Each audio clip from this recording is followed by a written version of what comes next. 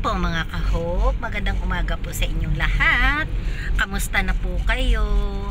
Ayan po, gaya ng pangako ko sa inyo, update ko po kayo sa araw po ng aking pet scan. Today is October 27. Mamayang alas 2 po yung aking schedule. Kaya kailangan po maaga kami doon kasi una hindi po namin alam yung first time pa po namin papunta doon. Kaya medyo maaga kami. Actually, fasting po ngayon kasi nga kukunan po ako ng ng dugo. Marami pong mga dapat na i-prepare bago po ang araw ng pet scan. Una-una sa lahat, hingi ka po muna ng schedule. Ayan. Kung saan po yung refer ng doktor nyo na magpa-pet scan kayo. So, kailangan po ng doctor certificate.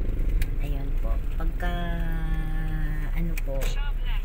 may mga katanungan lang po kayo sa akin, just in case, pwede nyo po akong i-message.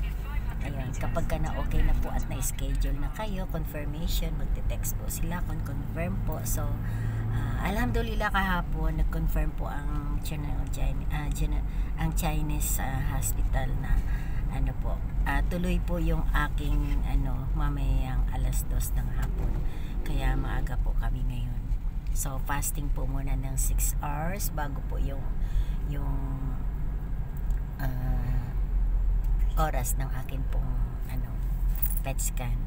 And then before po niyan, kailangan po din magpa-laboratory kayo, magpakuha po ng creatinine. So sa awa ng wala naman po, naging smooth naman po yung aking mga kakailanganin at dapat na i-ready. So sa result ko po sa creatinine ko, alhamdulillah okay naman po. Ayan. So kahapon talagang wala pong lakad, dapat pahinga po talaga. Kasi 2 days bago po yung schedule ng pet scan, kailangan po wala na pong mga matatamis na pagkain. Avoid po muna yung prutas, mga juices. Ayun. Tapos diet po sa pagkain, konting rice.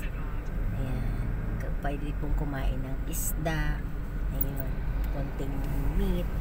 Pero lang po, dapat talagang control po. Pwede naman po tayong uminom ng tubig kahit po fasting. Pwede pong uminom ng tubig. Kaya lang po, bawal po talaga ang mga solid food pagkain po. Kaya sundin po natin para po maganda yung result ng ating scan. Ayan. Ayan, papunta na po kami doon sa nag-race na lang po kami kasi nga po hindi namin alam. Kaya on the way na po kami. Kaya habang papunta doon, cheka muna kasi medyo matagal din po akong hindi kung napansin nyo po, mga short lang po muna ang i-upload ko kasi po advisean po kasi ako talaga na doktor na complete rest po muna kasi bago yung aking pet scan. Kaya wala naman pong masama, sundin po natin kung ano po yung ina-advise ng doktor, kaya para po sa ating lahat po. Sa lahat po ng mga dumadanas ng ganitong karamdaman, huwag po kayong matakot, basta sundin nyo lang po kung ano yung advice ng doktor. Ayan, kasi lalo na po kapag may history na tayo ng cancer, may tendency po kasi talaga na bumalik, lalo pat hindi nyo po sinusunod yung utos ng doktor and hindi nyo po iniwasan yung previous life nyo. Kasi po sa totoo lang po, sa mga kinakain natin na pagkain, sa lifestyle natin, lalo na po pag palagi po tayo nagpupuyat. Ayan, ang dapat ingatan din po natin ang ating kidney. Uminom tayo ng maraming tubig, huwag po tayong kumain ng mga maalat, and then bawal din po ang matatamis kasi alam niyo naman po, pagkain po yan ng cancer. Pwede po tayong kumain kung talagang nagki-crave tayo, pero kailangan i-control po natin ang sarili natin. Kailangan konti lang po, tikim, para lang po maano lang yung pagki-crave mo, kung sa inuman mo ng tubig para maano yung pagkauhaw. Yun.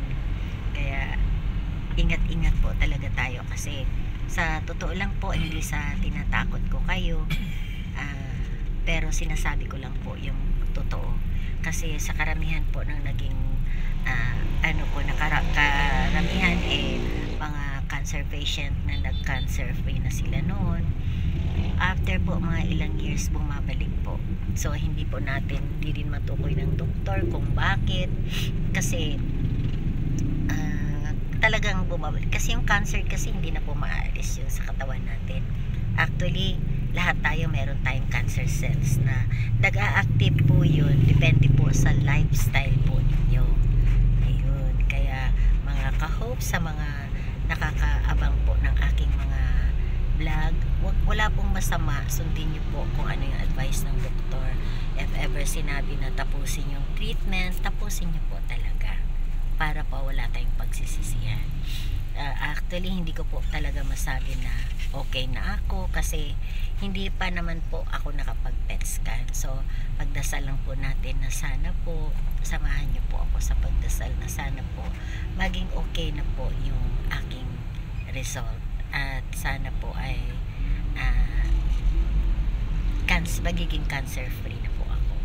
So, kapag naging cancer free po ako, ayun, abangan nyo po ang mga vlog ko at mga konting natutunan ko sa pagiging cancer patient ko.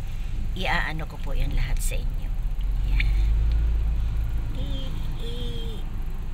Manood lang po kayo ng vlog ko kasi para po marami kayong matutunan. Kasi sa akin yung mga sinishare ko sa inyo ay based po yun sa sarili ko po talagang experience. Kaya mga ka-hope, update ko po kayo mamaya kapag dumating na po tayo sa Chinese General Hospital. Kasi ayan, medyo okay naman po yung medyo traffic konti, pero moving naman po. So wala po tayo.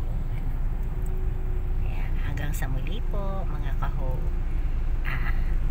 Sana po samahan niyo po ako sa pagdasal at maraming salamat po sa lahat ng patuloy na sumusubaybay po ng aking vlog.